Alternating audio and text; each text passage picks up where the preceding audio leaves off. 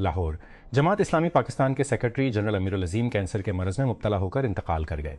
Party کی جانب جاری کردہ بیان کے مطابق امیر العظیم کچھ عرصے سے کینسر کے مرض میں مبتلا تھے، لیکن آخری ایام تک اپنی تنظیمی ذمہ داریاں نبھاتے رہے، جس کو پارٹی نے قابل تحمل اور ثابت قدمی سے تعبیر کیا۔ یمن کے حوثی باغیوں کا کہنا ہے کہ انہوں نے بحیرہ احمر میں سعودی عرب کے 2 آئل ٹینکروں پر حملہ کیا ہے، جب امریکہ نے ایران پر مسلسل 12ویں رات حملے کیے تھے۔ ایران کے سرکاری میڈیا کا کہنا ہے کہ بدھ کے روز امریکی حملوں میں 2 افراد ہلاک ہوئے تھے اور آبنائے حرمز میں کان کنی کے راستے میں ایک ٹینکر میں دھماکے سے آگ لگ گئی۔ نصیرات غزہ کی پٹی۔ جب 11 اکتوبر 2024 کو نجوہ ابو عتیوی نے کوما میں رہنے کے بعد اپنی آنکھ کھولی تو اس کا پہلا حال اس کی چوٹوں کی حد تک نہیں بلکہ خود کو دیکھنے کی خواہش تھی، لیکن یہ نہیں سمجھتی تھی کہ وسطی غزہ کے نوسیرات کیمپ میں اس کے گھر پر ہونے والے اس کے اسرائیلی فضائی حملے کے بعد اس کی شکل کتنی بدل گئی ہے۔ نجوہ جو اب 42 سال کی ہے، نے اپنے وقت موجود سے بارہا کہ وہ اسے اپنا چہرہ دیکھنے دیں، لیکن انہوں نے اس خوف سے اس لمحے میں تاخیر کر دی کہ اس سے جو صدمہ پہنچے گا۔ خبر رساں ادارے AFP کے مطابق شمال مغربی نائجیریا میں مسلح گینگ کے ارکان کے زمفارا ریاست کے دیہات پر حملے کے بعد کم از کم 20 افراد ہلاک ہو گئے ہیں۔ آج سے پہر 3:14 GMT اور 4:15 GMT کے درمیان ڈاکوں کی ایک بڑی تعداد نے ہماری کمیونٹیز پر حملہ کیا اور ان تمام لوگوں کو نشانہ بنایا جن سے وہ ملتے ہیں، تلتا مفارا کے لوکل گورنمنٹ زون میں سونا ضلع کے نمائندے ناصر الوالی نے بدھ کو AFP کو بتایا۔ فوج کے مطابق ملک کے باغیوں سے متاثرہ جنوب میں ایک سیکورٹی چوکی پر حملے میں 5 تھائی نیم فوجی اہلکار ہلاک اور 6 شہری زخمی ہو گئے ہیں۔ حملہ بدھ کی شام کو صوبہ ناراتھیواٹ میں بوکیٹا سامی چوکی پر ہوا۔ شدید گرمی کی لہر نے تیونس کی مورنا گویا جیل میں قیدیوں کو درپیش پہلے سے سخت حالات کو مزید خراب کر دیا ہے اور حال ہی میں جیل میں بند حزب اللہ کے رہنما راجد غنوچی کو عارضی طور پر ہوش کھو دیا ہے۔ ایک اور ممتاز سیاسی قیدی کی بیٹی کے مطابق، جس کا کہنا ہے کہ اس نے اس واقعے کو دیکھا۔ جیل میں قید حزب اللہ کے 81 سالہ سیاستدان احمد نجیب اس نے اس واقعے کو دیکھا۔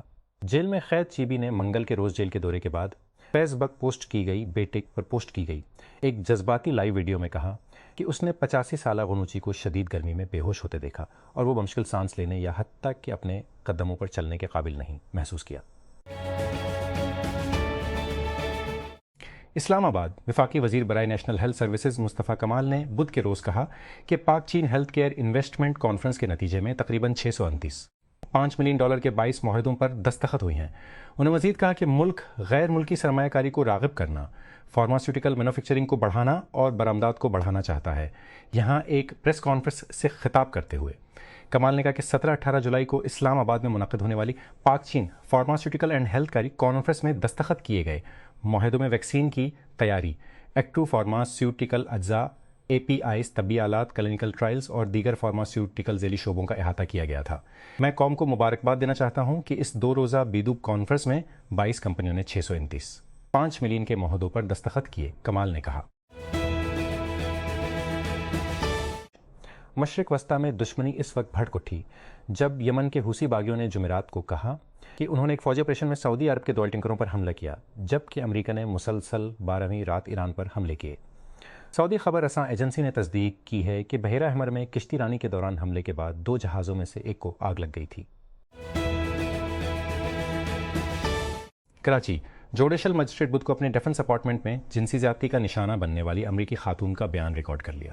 پولیس نے 17 جولائی کو DHA فیس وز میں واقع اس کے اپارٹمنٹ میں غیر ملکی خاتون کے ساتھ ریپ کے الزام میں ایک نومر لڑکے کو گرفتار کیا تھا۔ برازیل کے خلاف ریاستہائے متحدہ کی متعدد کارروائیاں بشمول مقامی جرائم پیشہ گروہوں پر متعدد محصولات اور پابندیاں اکتوبر میں ہونے والے صدارتی انتخابات سے قبل برازیل کے ووٹروں کے جذبات سے کھیل رہی ہیں، چونکہ موجودہ بائیں بازو کے صدر لوئیز اوناسیو لولا دا سلوے مسلسل چوتھی مدت کے لیے چاہتے ہیں۔ وہ لبرل پارٹی کے فلاویو بولسونارو کے خلاف مقابلہ کریں گے، جو سابق انتہائی دائیں بازو کے صدر جیر بولسونارو کے بیٹے ہیں، جو 27 سال قید کی سزا کاٹ رہے ہیں۔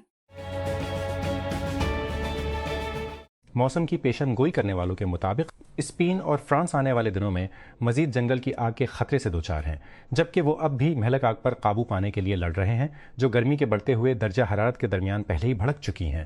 ہسپانوی موسمیاتی ایجنسی AEMET نے بدھ کے روز خبردار کیا کہ زیادہ تر مین لینڈ اسپین اور بیلورک جزائر میں جنگل کی آگ کا خطرہ بہت زیادہ یا انتہائی ہے۔ بولوگنا اٹلی 6 منٹ اور 56 سیکنڈ۔ یہ ویڈیو کی لمبائی ہے جس میں 42 سالہ مراکش میں پیدا ہونے والے عبد الرحیم فقیر کے آخری لمحات کی تصویر کشی کی گئی ہے، جو شمالی اٹلی کے شہر بولوگنا میں 3 دہائیوں سے زیادہ عرصے سے مقیم تھا۔ قریبی اپارٹمنٹ بلاک کی بالکونی سے اتوار کو مقامی وقت کے مطابق 30 بجے 10:30 GMT کے فوراً بعد فلمایا گیا۔ فوٹیج میں 2 اطالوی پولیس افسران اور ایک شہری فقیر کو زمین پر روکتے ہوئے دکھایا گیا ہے۔ وہ بار بار مدد کے لیے چیختا ہے۔ 4 اطالوی ریڈ کراس رضاکار جو ایمبولینس کے ساتھ پہنچے قریب ہی کھڑے ہیں،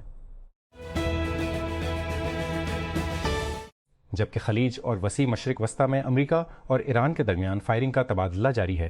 معاملات کو کم کرنے اور جنگ بندی کو بحال کرنے کی کوششیں بھی جاری ہیں۔ اس سلسلے میں ایک اہم پیش رفت منگل کو ایرانی وزیر داخلہ اسکندر مومنی اور پاکستان کے اعلیٰ سول اور فوجی حکام کے درمیان ملاقاتوں کا سلسلہ ہے۔ جیسا کہ توقع کی گئی تھی، علاقائی صورتحال اہم ایجنڈے میں شامل تھی اور مسٹر مومنی نے اشارہ کیا کہ بات چیت جاری رہے گی۔ تہران کی جانب سے ایک سینئر اہلکار کو پاکستان بھیجنے سے ظاہر ہوتا ہے۔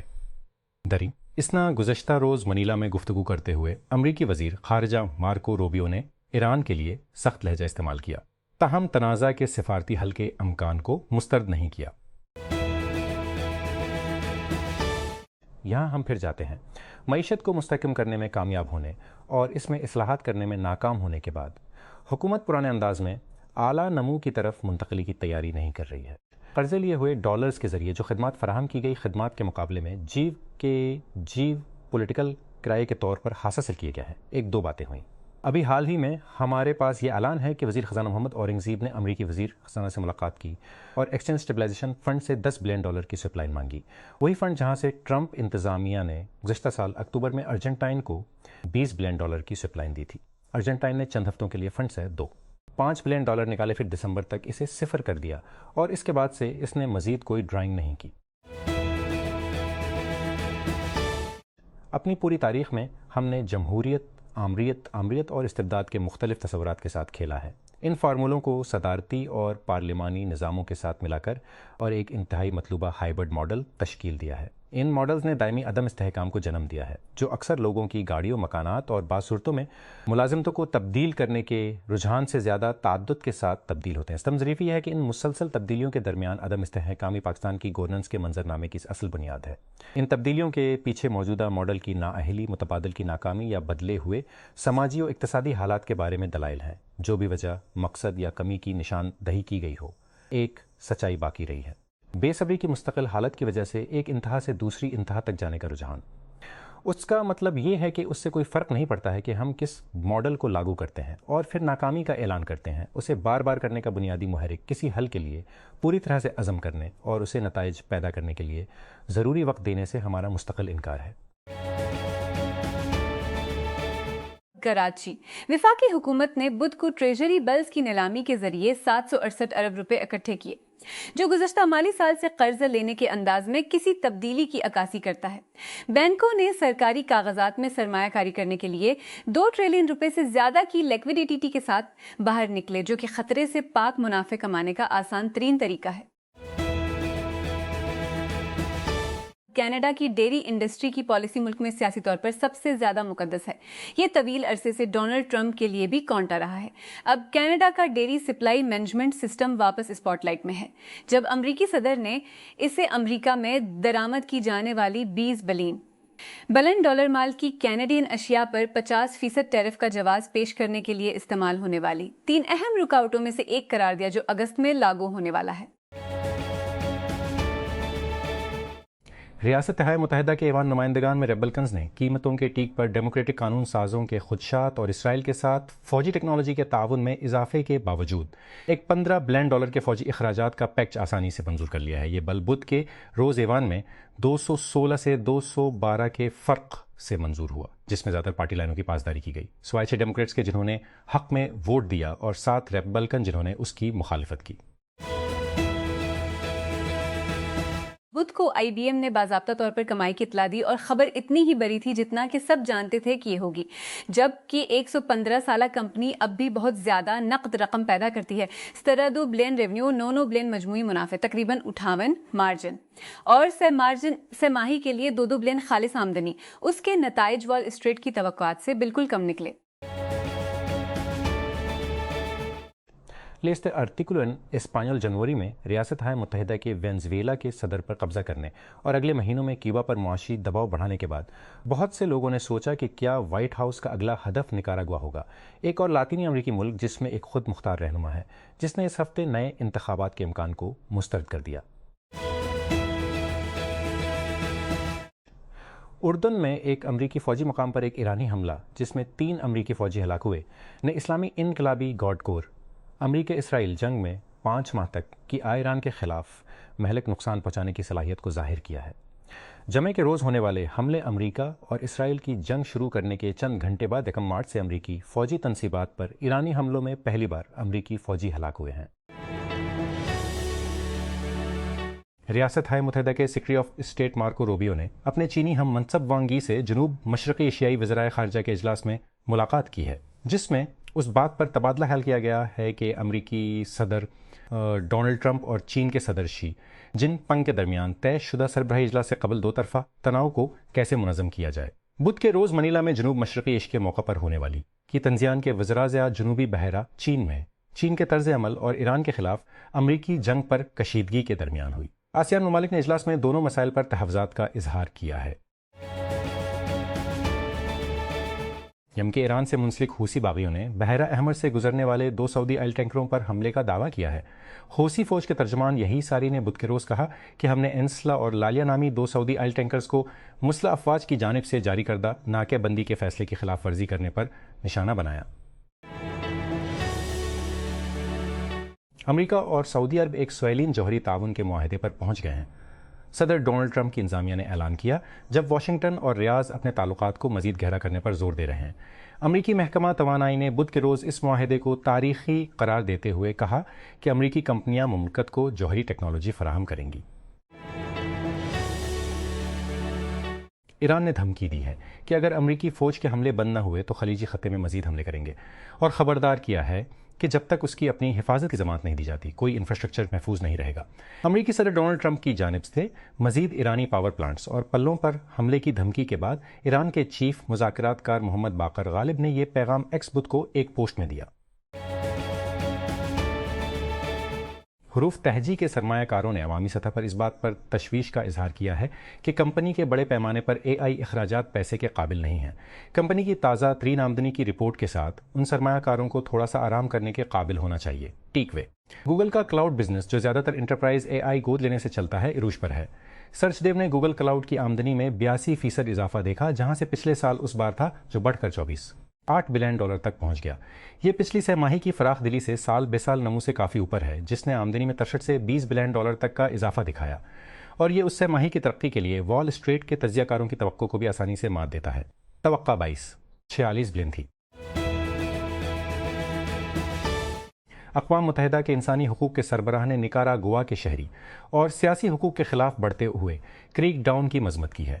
صدر ڈینیل اورٹیگا کے انتخابات کو روکنے اور متحدہ کے ہائی کمشنر برائے انسانی حقوق وولکر ترک نے بدھ کے روز کہا کہ تازہ کی ترین پیش رفت نے وسطی امریکی ملک میں بنیادی آزادیوں پر سخت پابندیوں، شہری جگہوں کو ختم کرنے اور قانون کی حکمرانی کے مسلسل کٹاؤ کو مزید گہرا کر دیا ہے۔ یوکرین کے نئے فوجی سربراہ نے صدر ولادیمیر زیلنسکی کی جانب سے تعیناتی کے بعد روس کے خلاف جارحانہ کارروائیوں کو بڑھانے کے منصوبوں کا اعلان کیا ہے، جس میں دشمن کے خطوں کے پیچھے مشن بھی شامل ہیں۔ بدھ کے روز یوکرین کی مسلح کی افواج کے کمانڈر نامزد کردہ میخائیلو دراپاتی نے کہا کہ فوج تمام ڈومینز میں جارحانہ کارروائیاں جاری رکھے گی اور تیز کرے گی، کیونکہ کیف روسی افواج پر دباؤ ڈالنا چاہتا ہے۔